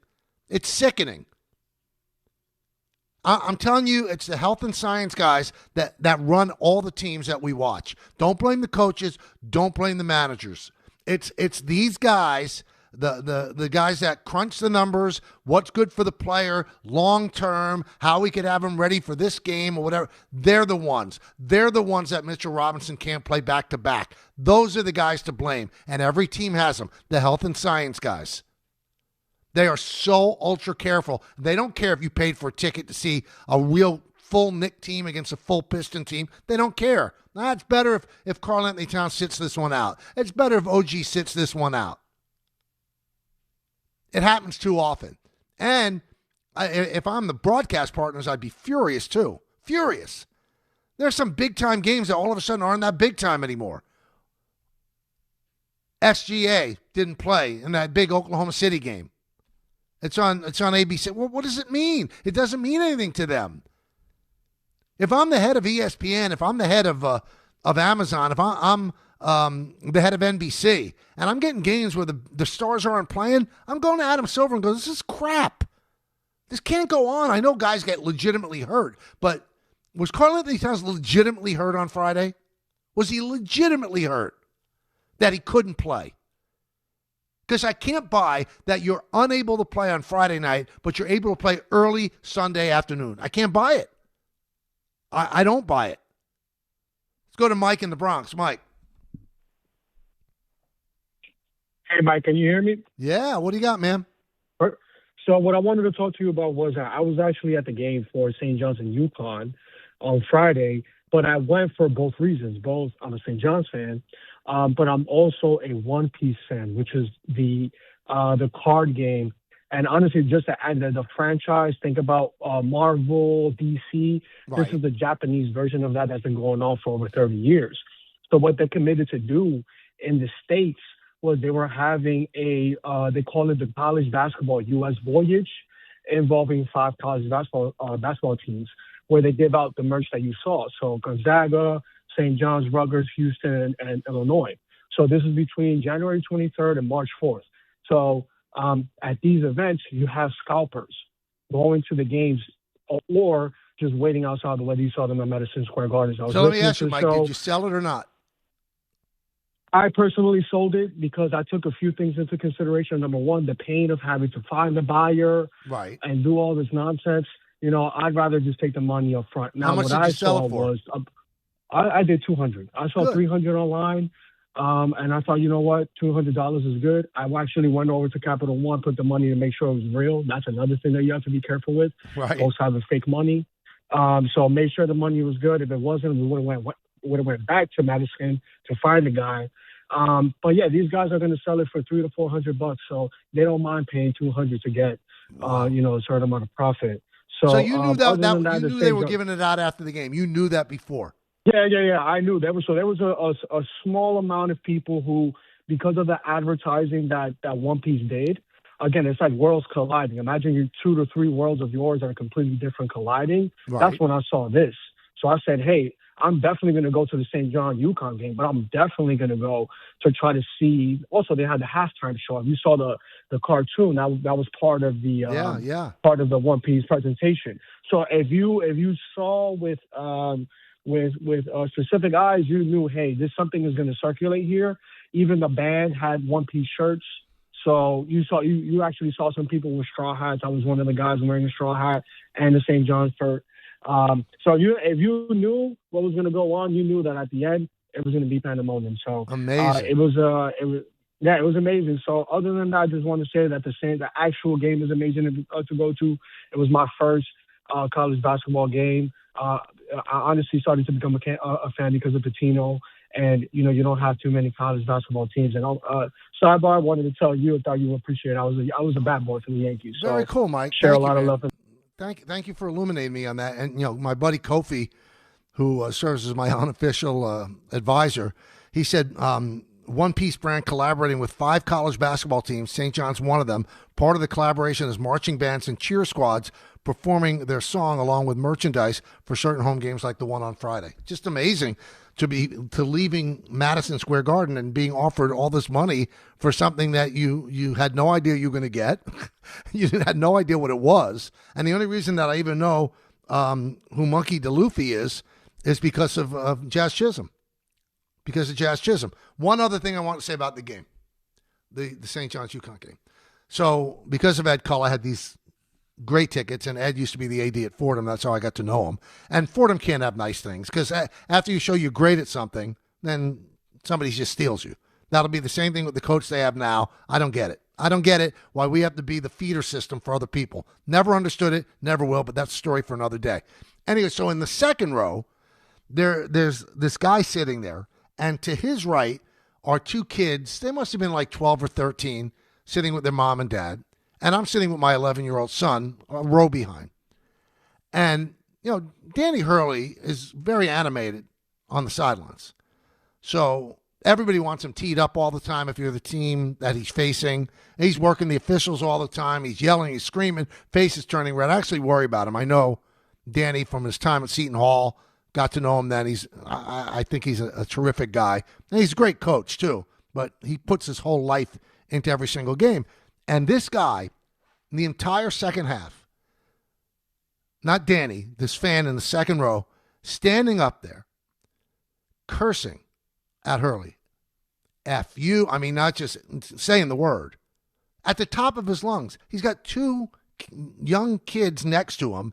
And listen, as a father, you're sitting there, and listen, I'm not so naive as to think that my kid doesn't hear this all the time in school.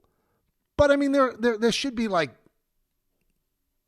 zones of life where you don't have to throw this in a kid's face. And this guy didn't care.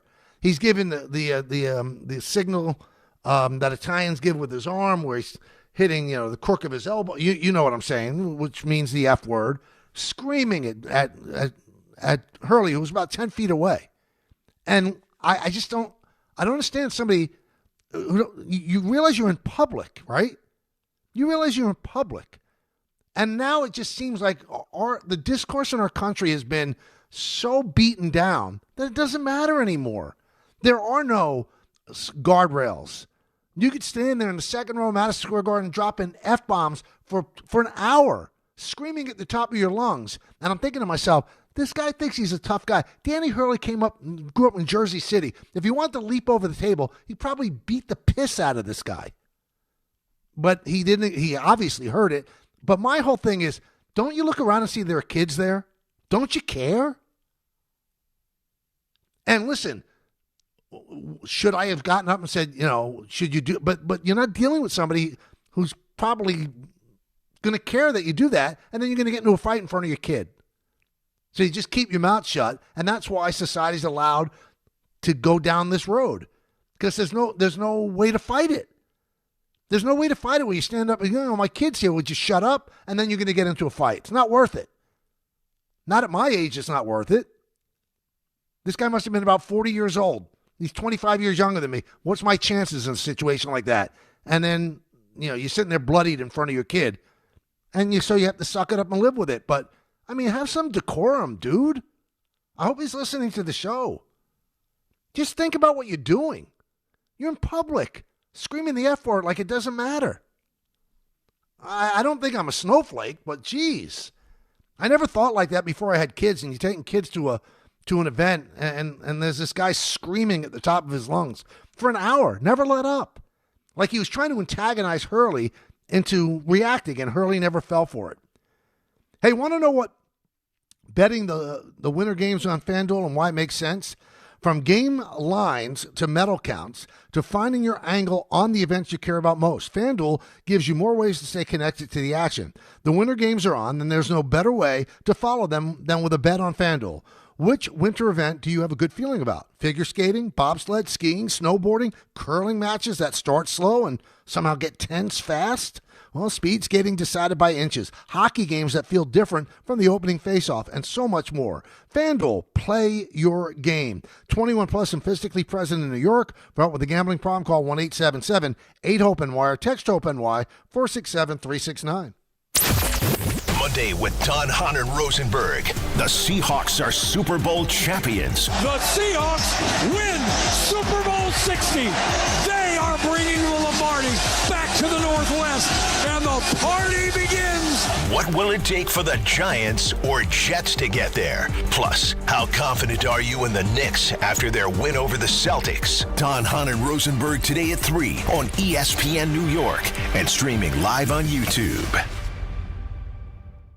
You remember what it feels like to move without thinking about pain? To get up, sit up, walk, work, or live without that constant ache? If neck pain, back pain, joint pain, or sciatica took that away from you, it's time to get it back. I'm Bart Scott. Dr. J. Shaw at Sandwell Pain is the guy you need. Ivy League trained, double board certified, no surgery, no scars, no long recovery, just precise, image-guided, non-surgical treatments designed to get you feeling strong again. With offices in Woodbridge, Livingston, and Inglewood, and most major insurances are accepted, there is no reason to wait. Go to SandwellPain.com. Relief is closer than you think. Guys, quick PSA, forgetting Valentine's Day flowers is not the move. Trust me, this is why I go to the Bouqs company every time. Bouqs delivers modern bouquets fresh to her door. Plus, with my code CANTY, you get 25% off. Bouqs flowers are cut fresh from the best farms in the world, so you get bigger, brighter blooms that last way longer. They've got incredible flowers, even roses grown on the side of a volcano. And the best part? Bouqs makes it easy. Pick the bouquet, the delivery date, and you're done. No last-minute panic. That's why Bouqs has over 50,000 five-star reviews. And listen, even if she says, "Don't get me anything," that doesn't mean no flowers. Flowers still score every time. Valentine's Day is February 14th, right after the big game, so don't fumble this. Order now. Go to Bouqs.com, use my promo code CANTY for 25% off. That's BOUQS.com, promo code CANTY. Bouqs, promo code CANTY. St. John's looks to follow up their impressive win over UConn when they host Xavier for their 10th win in a row. Coverage begins today at 6:10 on 880 ESPN and the ESPN New York app. We all hear the radio ads about the IRS. They tell you to be afraid, to be scared, and they try to frighten you into calling. I'm not here to do that. Tax Relief Advocates is different. TRA is here to tell you that if you owe money to the IRS, whether it's $5,000, $50,000, or $500,000, we have a solution. It doesn't matter if you're sitting in your car, at work, or with your kids. No matter where you are, call now. 800-575-6759. Don't lose hope. TRA can eliminate or reduce what you owe to the IRS. Generous programs are now available that can give you a fresh start. Our passion is taxes and helping individuals fix their IRS problems. We have over 1,000 five-star reviews on Google and an A+ with the Better Business Bureau. You don't need to be afraid of the IRS any longer. End your tax nightmare today by visiting us online at TRA.com or call 800-575-6759. That's 800-575-6759. Tax Relief Advocates. Real solutions for real people. Step inside the game you love with the NBA app. Tap to watch every game as it's happening. Jalen Brunson does it again! And never miss a moment of the jaw-dropping action. Get closer to the players than anywhere else. Follow the latest schedules, scores, and stats. Keep up with every story from across the league. And with NBA ID, it's all personalized to you. The game lives here. Download today. You guys hear this? This is tough. Cardi B and Stephon Diggs unfollowed each other on Instagram after the Patriots Super Bowl loss, sparking breakup speculation. Yeah, supposedly left the game at halftime. Not good. I thought those kids would last forever. I really did. There's some stories out there that supposedly another woman that he knows was there and Cardi B found out about it. She got upset and left. She had paid a $1.2 million for post-game party that neither of them went to, and then they unfollowed each other on Instagram. It's so much easier to break up now with somebody. Really. I mean, in my day, I used to have to do something that they'd break up with me about because I didn't have the guts to break up with them. But now you just unfollow somebody on Instagram. Boom, done. What a world. Red Sox made a trade with Milwaukee for Caleb Durbin. Remember, out of the Yankee system, and that was really the main piece sent to Milwaukee in the Devin Williams deal, so the deal that continues to give. And the Red Sox sent a lot of players to Milwaukee for Durbin, who's going to end up playing third base for them. So the Red Sox traded away the last pieces of anything they had remaining from the Devers deal. They didn't spend any of the Devers money on a replacement offensively because that was supposed to be on Bregman, and Bregman ended up signing with the Cubs.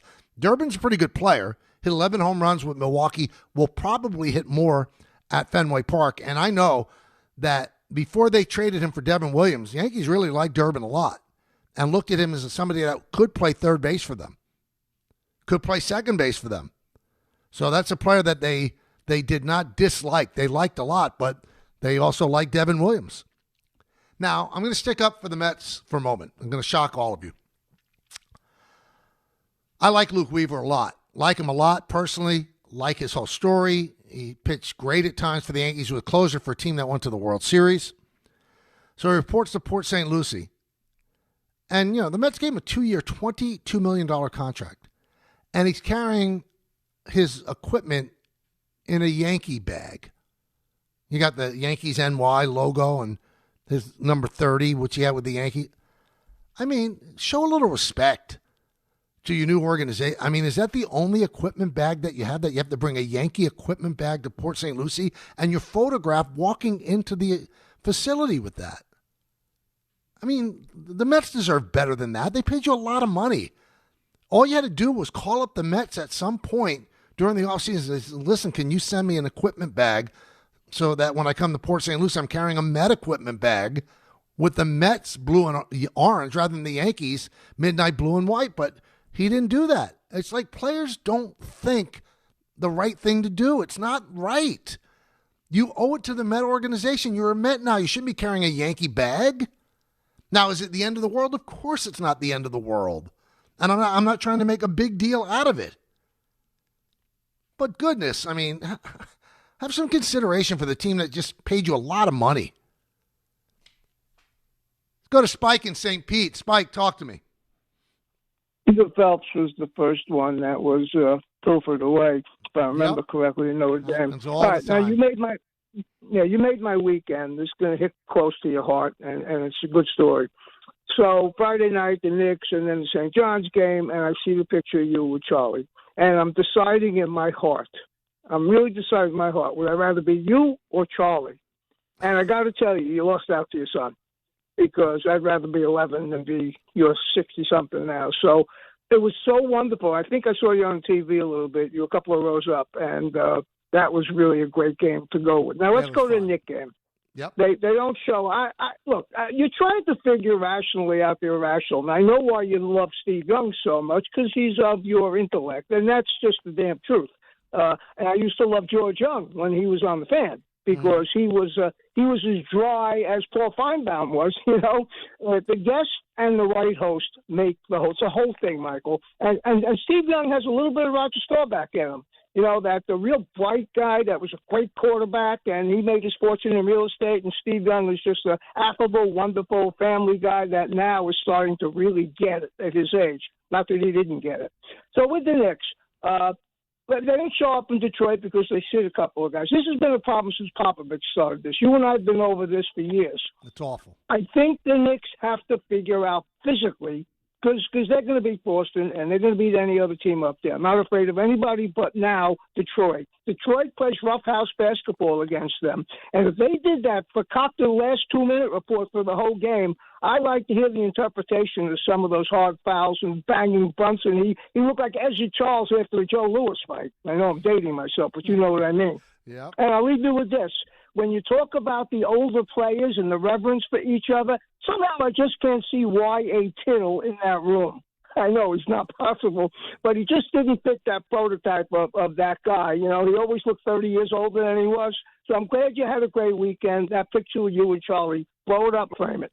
Thank you, Spike. And if you heard if you didn't hear the Steve Young interview, please go back and listen to it on the podcast. It was amazing, and it just made me think so much about what they talk about. And because they can speak on a level that we can't understand. You know, we're all football fans and we think we know football, but they lived it. Everything that goes into being great, they did. So Emmitt Smith and Joe Montana and Tom Brady and Steve Young and just Jalen Hurts was there. You know, they had Super Bowl MVPs there. It was terrific, and I was just curious what they say to each other behind the scenes, and I thought it was really, really illuminating. Great stuff. So can't thank Steve enough. Really good show. Thank you. First 2 hours out of the 10 for the week. We'll be back again tomorrow at 1 o'clock. So congratulations to the Seahawks. And Steve cut me off on the Sam Darnold stuff. He thinks he is going to be an elite quarterback. He's only going to get better. So he sees stuff that obviously I have not seen yet. So he sees in the future when it comes to quarterbacks, and I don't have that ability. So I'm going to always defer to Steve Young on stuff like that. All right, coming up, Don, Hahn, and Rosenberg. Should be a great show as they talk the Super Bowl and the Knicks and all that as well. In the words of Billy Joel, life is a series of hellos and goodbyes. I'm afraid it's time for a goodbye again. See everybody. Have a wonderful afternoon. Talk to you tomorrow at 1. Not all F words are bad. Some are actually great, like fast, free fiber for 4 months. Yep, switch to Optimum Fiber for as low as $25 a month. Plus, for a limited time, you can get 4 months free, HBO Max included for 1 year, and a 5-year price lock. Don't wait, this free fiber deal won't last long, and the fastest, most reliable, most consistent internet speeds await you. Call 888-4-OPTIMUM or visit Optimum.com/free today. Terms apply. See Optimum.com for details. At Uline, the prevailing opinion is, if you don't live it, you don't believe it. The people at Uline believe in hard work, and they live it by being there 24/7 to answer your call, having 41,000 items in stock, and offering same-day shipping from 12 locations across North America. Business owners, sellers, buyers, shippers, and packers believe it. Uline is the hard-working, dependable source for your shipping and industrial supplies. Visit uline.com.